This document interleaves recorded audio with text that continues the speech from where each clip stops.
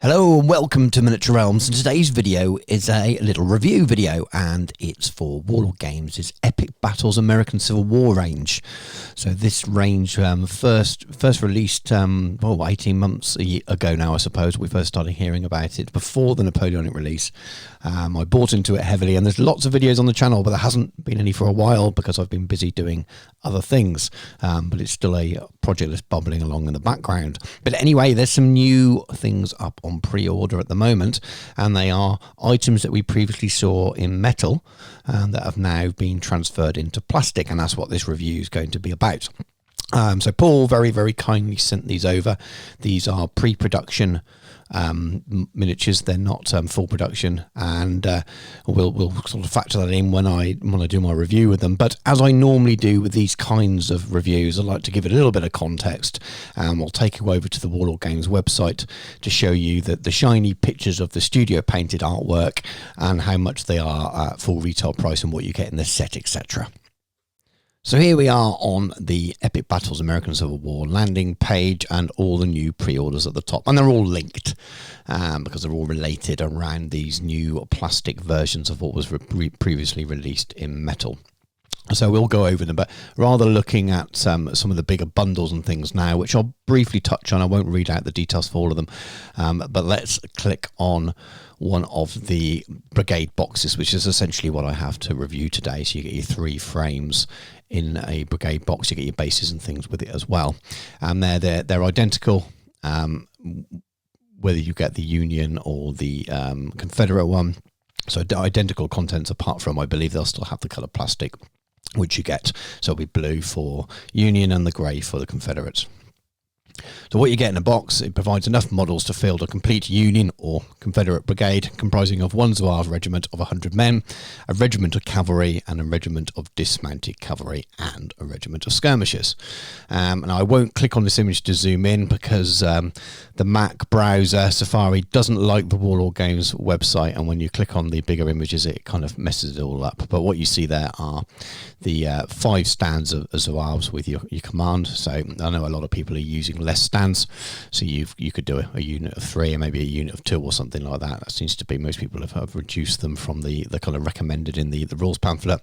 4 stands worth of cavalry. Again, I'm only putting 4 on my American Civil War cavalry bases, so you get another stand out of that if you wanted to do that. You've got your horse handlers and your dismounted cavalry there, and you've got your skirmishers, etc. So all in all, pretty good, nice little set, all on one frame, which we will see in a moment. But before we go back and look at the frames, and I know that's what most people will be here to see or hear my opinions of, I wanted to touch a little bit on what they seem to be doing with the starter bundles now, because I believe that they've vastly improved what was already a good starter. So if you scroll all the way down, you've got your existing starter here, which is those identical frames, some grey, some blue, but other than that, that's it. You've got the same models. There's no variance at all, and it's currently £119 for that set. Now you've got 2 new sort of starter sets. You've got the big one for the same price. We'll click on that first. This is the American Civil War Gettysburg battle set. And this is I believe is better than the existing one. So because they were using the new sprues which you didn't have available before, so you get the same sort of terrain scenery that you already got available. So when you got the big bundle originally, you got a 3 building MDF set, and this was one of those, but that's included in here, at least that one building. And you've got your snake fencing. You've got your blue and grey plastics in here. You got your Union army with 8 infantry regiments, 1 Zouave, 1 cavalry, 1 dismounted cavalry, 1 skirmishers, 8 cannon, 8 mounted commanders. And Confederate is 8 infantry regiments, 1 Zouave, 1 cavalry. It's the same essentially. So they're kind of matched sides. You still get your A5 rule book and your little booklet, American Civil War. Those of you that have the Napoleonic set, they actually reformatted the black powder rules and added some of the Napoleonic stuff in there, because it was, I suppose, it evolved from this originally. They haven't done that with the American Civil War. You just get the standard mini black powder rule book and the supplement, which kind of gives you some ideas about any changes you may need to make. It amounts to the same thing, really. Flag sheets, buildings, dice, etc., etc., and that's £119. I haven't gone and counted up the number of frames and see how that compares with the existing one, but you get a much more balanced force there with different regiment types. And what a lovely two-player starter that is, or for one player that wants to do both. Or of course, once you've put paint on them, it doesn't matter whether you use them from one side or the other either, because the sculpt is one singular sculpt that works for both sides. So that is, you know, in my opinion, is a much improved starter with extra bits in. Really, really cool to see. And then if we very quickly look at this smaller starter, so £75 here. This is the Guts and Glory starter. And I think this is, I mean, you could make two forces out of this. The image shows Confederates at the top there and Union down the bottom, of slightly different makeup. So standard regiments for the Union with Zouaves and some cavalry and some cannons, and then Confederates they've place the skirmishers and the dismounted cavalry with them, and that's quite fluffy. That works quite well for kind of a broad brushstroke opinion of the makeup of the armies. Slightly smaller building, which came with the original starter set, a bit more affordable, £75, especially if two of you are going in for it, and the very small, you know, so basically a brigade box plus a frame really, each side. But again, as an individual wanting to start the game, this is a nice one-player starter, I think, as well. So obviously they've showed them as two different factions, but I think if you paint them all as one or the other, forget the colour of the frames, because as soon as you put paint on them, it doesn't matter.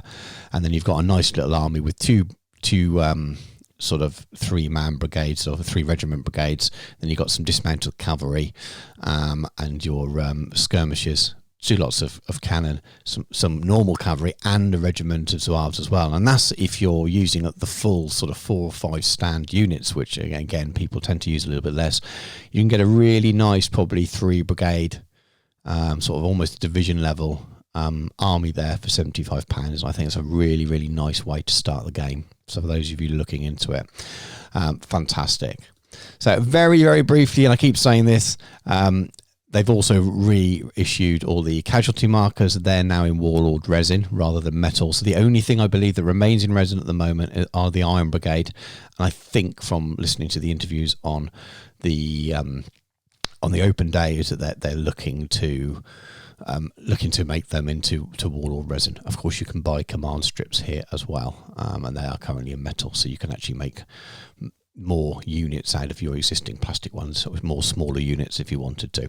Anyway, that's the end of me knocking around on the website. I haven't done a video on American Civil War for a while on here, and I really wanted to just touch on some of the changes since I last did a video and do more than just review the frames, and actually talk about the new bundles, because I think that they are much improved now that they've got more stuff in plastic. And it's nice to see that how successful this was led to the Napoleonic range being also really successful, that so much so they could go back and reinvest on this. And it also, I think, shows that this isn't going away anywhere. They're going to keep producing this. This isn't a game that is going to leave. That you can be confident of starting American Civil War epic battles knowing that this range is going to be supported. It's in plastic. They've invested so much money into those molds. They're going to be making this for a while. So good to see. Anyway, let's go and look at the frames. So here we are, finally at the desk. Please forgive me for that sort of ramble. It's just been a while since I've covered anything to do with the American Civil War things, and I know that many of the subscribers, and you may not be you as a subscriber watching this, many subscribers who follow the channel for the epic battles ranges would probably be interested in my thoughts and comments on those new releases.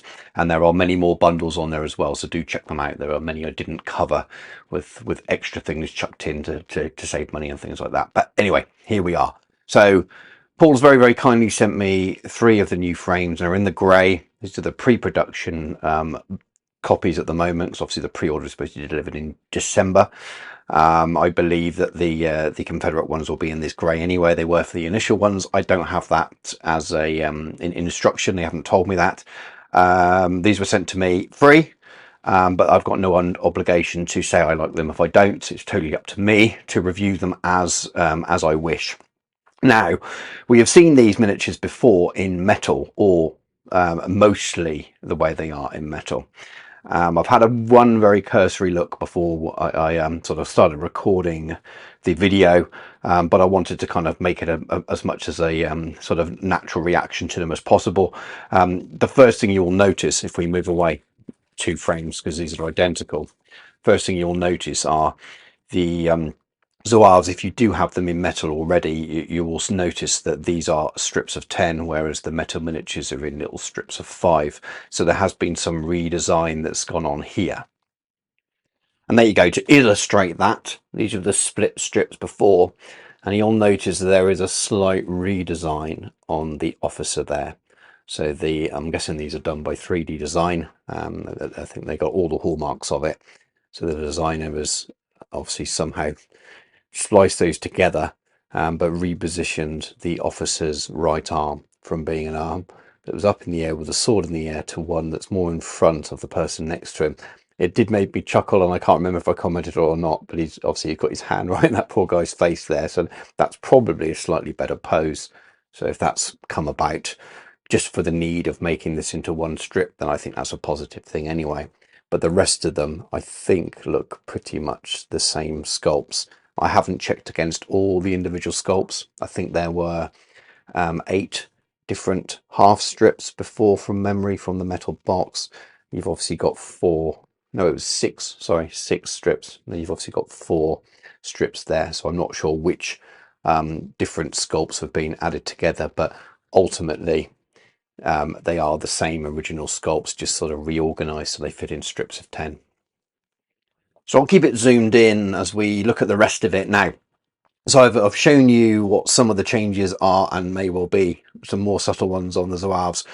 And there are a few on the cavalry, dismounted cavalry and the skirmishers as well. And the only reason I can see for that is an obvious one, which is so it can all fit on the one frame. So for your skirmishers, you've got these guys up here. I think these are the skirmishers. There's a bit of a mix. Your skirmishers and your dismounted cavalry can quite easily be probably mismatched and used either way. But for those of you that already have dismounted cavalry, there was a third horse sculpt with a rider on the bases, and he's not available here.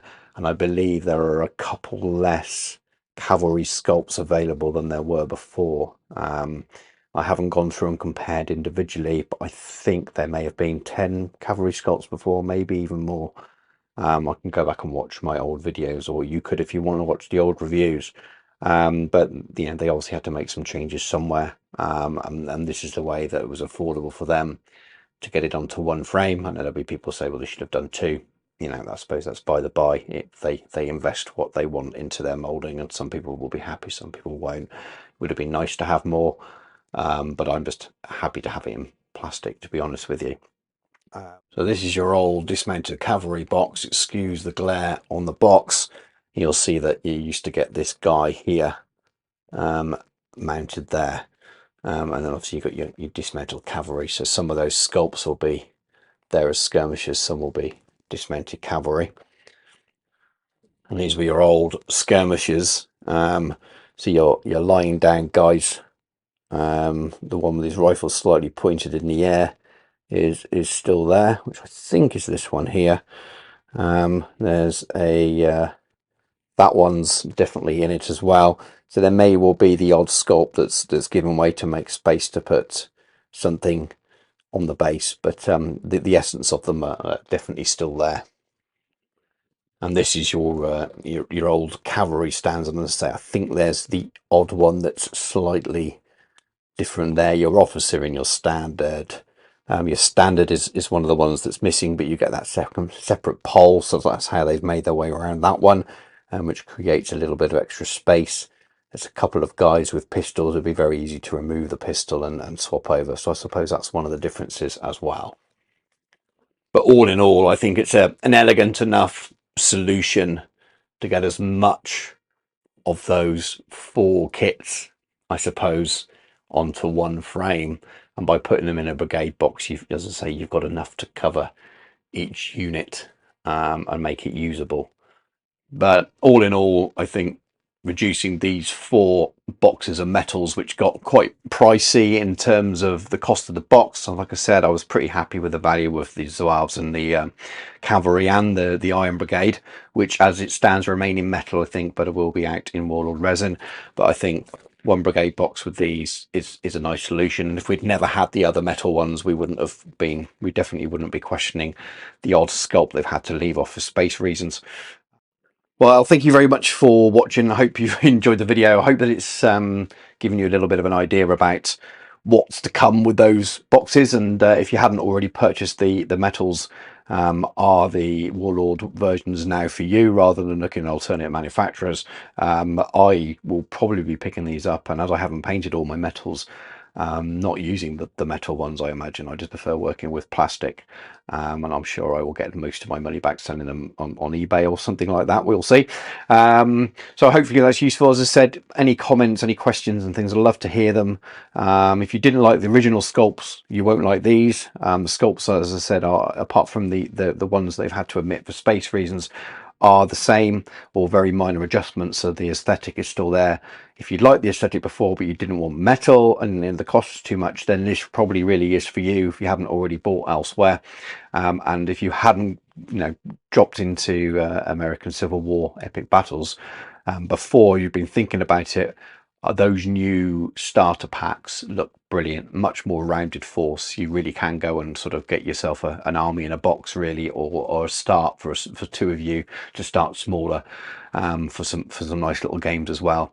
And find all the groups on Facebook. They are very, very helpful in terms of talking you through what minor adjustments people made, and the most common one is not following the recommended number of stands per regiment and reducing it down a little bit, and it gives you loads more table space and makes your miniatures go further. And as you can buy extra command stands, and you've got things like the banner pole, which is you're not going to probably need all three of those banner poles from this set. You can use one of those on Zouaves or something like that. So there's other ways of making command, but you're really, really good there as well. So my name is Stuart. I'd love to hear from you. Please do comment on the video below. If you like the video, please do subscribe. It helps. Give the video a like as well. I will be back soon with some more American Civil War epic battles content. The plan is actually to do some updated painting tutorials. I've had some nice discussions with a uniform historian who's been talking to me about the way we all seem to think that the Confederates didn't have uniform and are all just in rags and things all the time, and there's lots of evidence to show that doesn't quite match the perception we have. So I've actually going to be looking at painting some units using some official uniforms for Confederate regiments, and I'll be using some of these miniatures to do it, as well as some of the standard ones. Maybe look at using some of the skirmishers as a way to demonstrate it, and I'll be putting out a new video on that probably in the next month or so. I haven't recorded it yet, but it's very much in the mix, so do look out for that. American Civil War Epic Battles hasn't disappeared from the channel. It's just been on a bit of a snooze. But anyway, thank you very much for watching. Take care, and I'll catch you soon.